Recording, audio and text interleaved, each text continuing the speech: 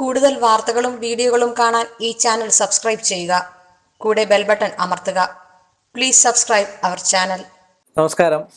എല്ലാ മാന്യ ജ്യോതിഷ വിശ്വാസികൾക്കും ജ്യോതിഷ പ്രേമികൾക്കും എൻ്റെ എളിയ എപ്പിസോഡിലേക്ക് സ്വാഗതം.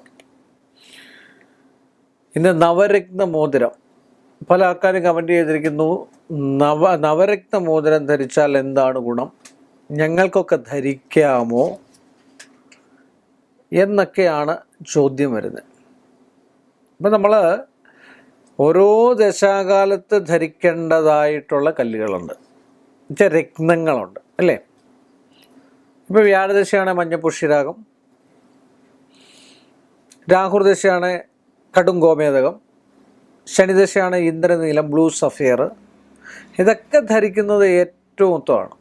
നമ്മൾ കല്ല് ധരിക്കുമ്പോൾ പ്രത്യേകം ശ്രദ്ധിക്കേണ്ടേ, നമ്മുടെ ശരീരവും അല്ലെങ്കിൽ നമ്മുടെ ഈ പ്രപഞ്ചവും ഈ കല്ലിനെ സ്പർശിച്ചിരിക്കുക എന്ന് വെച്ചാൽ ഒരു മോതിരത്തിൻ്റെ അടിഭാഗത്ത് ചെറിയ കിടുത്ത പോലെ അത് നമ്മുടെ ശരീരത്തിൽ സ്പർശിച്ച് അതിൻ്റേതായിട്ടുള്ള ആഗിരണ ശക്തി, ഇപ്പം കാന്തം ഇരുമ്പിനെ ആകർഷിക്കുന്ന പോലെ നമ്മുടെ രക്തധമനികളിലൂടെ അല്ലെങ്കിൽ നമ്മുടെ ശരീരത്തിലൂടെ അത് കയറി ചെല്ലുമ്പോഴാണ് നമ്മുടെ തലച്ചോറിലേക്ക് അതിൻ്റെ വ്യതിയാനങ്ങളും വ്യത്യാസങ്ങളൊക്കെ നമുക്കറിയപ്പെടാൻ തുടങ്ങി. ആദ്യം നമ്മൾ ഏതൊരു രത്നം ധരിച്ചെന്ന് പറയാലും ചെറിയ ചെറിയ കുഴപ്പങ്ങളുണ്ടാകും. കുഴപ്പങ്ങളുണ്ടെങ്കിൽ നല്ലതായിട്ട് കുഴപ്പങ്ങൾ വരികയാണെങ്കിൽ അന്നേരം അത് മാറ്റിയേക്കണം. നല്ല രത്നം അല്ല. നല്ല രത്നം കണ്ട് തിരിച്ചറിയാൻ സാമാന്യം പഴയ കാലത്തൊക്കെ ഉപയോഗിച്ചിരുന്ന ചെറിയ ഞൊടുക്കു വിദ്യകളുണ്ടായിരുന്നു. നമ്മുടെ അരകല്ലില്ലേ, അരയ്ക്കുന്ന കല്ല്. ഇപ്പോൾ ആൾക്കാർക്ക് കണ്ടിട്ടുണ്ടോയെന്ന് അറിയത്തില്ല, സ്ത്രീകളൊന്നും അരയ്ക്കാറില്ലല്ലോ, മിക്സിയിലാണെല്ലാം, ഗ്രൈൻഡർ മിക്സീസൊക്കെയാണ്. അപ്പോൾ അതുകൊണ്ട് പഴയ അരകല്ലിൽ ഈ മോതിരം അല്ലെങ്കിൽ ഈ നവരത്നം ഇങ്ങനെ ഉരച്ച് കഴിഞ്ഞ് കഴിഞ്ഞാൽ, കല്ലിൽ ഉരച്ച് കഴിഞ്ഞ് കഴിഞ്ഞാൽ ഒരു കാരണവശാലും അതിന് പാട് വീഴില്ല. അപ്പം അങ്ങനെ പരീക്ഷിച്ച് നോക്കുന്നുണ്ട്. ഇതൊക്കെ ഇന്ന് തെളിയിക്കപ്പെടാനുള്ളതും നല്ല കല്ലാണോ തെളിയിക്കുക. നല്ല കല്ലുകൾ ധരിക്കുന്നത് ഏറ്റവും 9 ഗ്രഹങ്ങളുടെ ശക്തി സ്രോതസ് നമ്മുടെ ശരീരത്തിൽ, നമ്മുടെ പ്രപഞ്ചത്തിൽ നിന്ന്, സൂര്യൻ്റെ അല്ലെങ്കിൽ പ്രകാശത്തിൽ നിന്നും പ്രപഞ്ചത്തിൽ നിന്നുമുള്ള രശ്മികൾ പലവിധ, ഇപ്പം നമ്മൾ പറയുന്നത് അൾട്രാ വയലറ്റ് രശ്മി അല്ലെങ്കിൽ മറ്റു കാര്യങ്ങളൊക്കെ എന്ന് പറയുന്നത് ഇത് ആഗിരണം ചെയ്ത് ശരീരത്തെ പുഷ്ടപ്പെടുത്താനാണ്. ഇപ്പോൾ മുത്ത് ധരിക്കുക രോഗദുരിതങ്ങൾ മാറാൻ ഏറ്റവും ഉത്തമമാണ്, ത്വക് രോഗങ്ങൾ മാറാൻ ഏറ്റവും ഉത്തമമാണ്. അതുപോലെ സന്തോഷം ലഭിക്കാൻ, വശ്യത ലഭിക്കാൻ ഏറ്റവും ഉത്തമമാണ് മുത്ത് ധരിക്കുന്നത് അല്ലേ. എല്ലാ ആൾക്കാർക്കും ധരിക്കാവുന്ന ഒരു രത്നമാണ് മുത്തെന്ന് പറയുന്നത്. അതുപോലെ നവരത്നം നമ്മൾ നമ്മൾ രത്നങ്ങൾ പൊതുവെ ജന്മനക്ഷത്ര കല്ലുകൾ എന്ന് പറയും, ഭാഗ്യരത്നങ്ങൾ എന്ന് പറയും, ദശാകാലത്തുള്ള രത്നങ്ങൾ എന്ന് പറയും, നവരത്നങ്ങൾ എന്ന് പറയും അല്ലേ.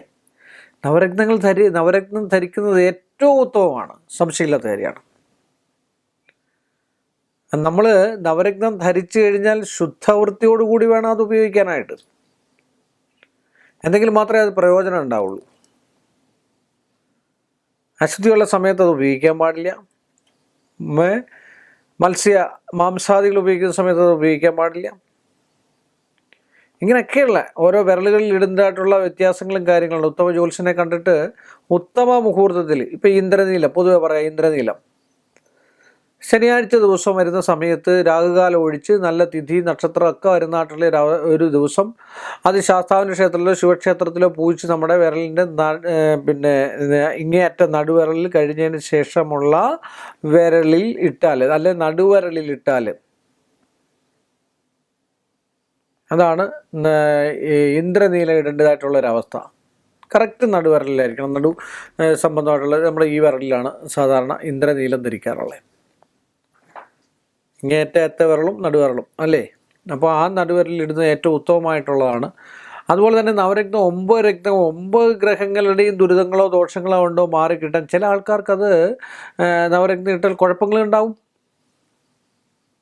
അപ്പോൾ അങ്ങനെയുള്ള ആൾക്കാരെ ഇട്ട് കഴിഞ്ഞതിന് ശേഷം ഒരു പരീക്ഷണ സംബന്ധമായിട്ട് നമ്മൾ ഇട്ട് നോക്കി, നമ്മൾ വാസ്തു സംബന്ധം, ഇപ്പോൾ ചൈനീസ് ഫെങ്ഷുയി പറയത്തില്ലേ, ലാഫിംഗ് ഓഫ് ബുദ്ധ അല്ലെങ്കിൽ ബാമ്പു, ഇതൊക്കെ നമ്മളൊരു സ്പോട്ടിൽ വെച്ചിട്ട് 1-2 ദിവസം അല്ലെങ്കിൽ 2-3 ദിവസം നമ്മൾ നോക്കി അക്വയറി ഇങ്ങനെയൊക്കെയുള്ള സാധനം നോക്കിയതിന് ശേഷം എവിടെ നിന്നാണ് പോസിറ്റീവ് എനർജി നമുക്ക് കിട്ടാൻ, അത് പെൻഡുലം എന്ന് പറയുന്ന ഒരു സാധനമുണ്ട്. പെൻഡുലം, ആ പെൻഡുല ശാസ്ത്രം അറിയാവുന്ന ആൾക്കാരുണ്ട്. ഇങ്ങനെ വിരലിൽ പിടിച്ചിട്ട് അത് മിക്കവാറും ഉള്ള ആൾക്കാർക്കൊക്കെ അറിയാവുന്നതാണ്. അതുകൊണ്ട് നമ്മൾ നോക്കിയാൽ നെഗറ്റീവും പോസിറ്റീവ് എനർജി എവിടെയൊക്കെ ഉണ്ടെന്ന് നമുക്കറിയാൻ പറ്റും. അപ്പോൾ അങ്ങനെയൊക്കെ നവരത്നങ്ങൾ ധരിക്കുകയാണ് ഏറ്റവും ഉത്തമമായിട്ടുള്ള ഫലങ്ങളല്ലാതെ ഒന്നും ഒരു ദോഷഫലത്തെ ചെയ്യാനുള്ളതല്ല. പക്ഷെ അത് നമുക്ക് ഉതകുന്നതായിട്ടുള്ളതല്ല എങ്കിലാണ് ഈ ദോഷഫലത്തെ ചെയ്യുന്നത്. നമുക്കിഷ്ടമില്ലാത്തൊരു ആഹാരം കഴിച്ചാൽ വയറിന് പിടിക്കില്ല അല്ലേ? പക്ഷെ മറ്റൊരാളത് കഴിച്ചു കഴിഞ്ഞാൽ അവർക്കത് വയറിന് പിടിക്കും അല്ലേ? അപ്പോൾ അങ്ങനെ എന്ന് പറഞ്ഞ പോലെ നമുക്കൊതകുന്നത് അല്ലെങ്കിൽ നമുക്ക് അനുയോജ്യമായിട്ടുള്ള രത്നം ധരിച്ച് ഉത്തമ ജ്യോത്സ്യനെ കണ്ട് അനുയോജ്യമായിട്ടുള്ള രത്നം ധരിച്ചു കഴിഞ്ഞാൽ നവരത്നം ഇടുന്നതിൽ ഒരു ദോഷവുമില്ല. ഐശ്വര്യവും സമ്പൽ സമൃദ്ധിയും അത് മേൽക്കുമേൽ ഐശ്വര്യവും ഉണ്ടാകാനുള്ള സാധ്യതയല്ലാതെ മറ്റൊന്നുമില്ല എന്ന് പറഞ്ഞുകൊണ്ട് ഈ ഒരു എപ്പിസോഡ് ഞാനിവിടെ അവസാനിപ്പിക്കുന്നു. ഇനിയും നമ്മൾ തമ്മിൽ കാണുന്നതുവരെ എല്ലാ മാന്യ പ്രേക്ഷകർക്കും വിനീതമായ നന്ദിയും കടപ്പാടും. കൂടുതൽ വാർത്തകളും വീഡിയോകളും കാണാൻ ഈ ചാനൽ സബ്സ്ക്രൈബ് ചെയ്യുക. കൂടെ ബെൽ ബട്ടൺ അമർത്തുക. Please subscribe our channel.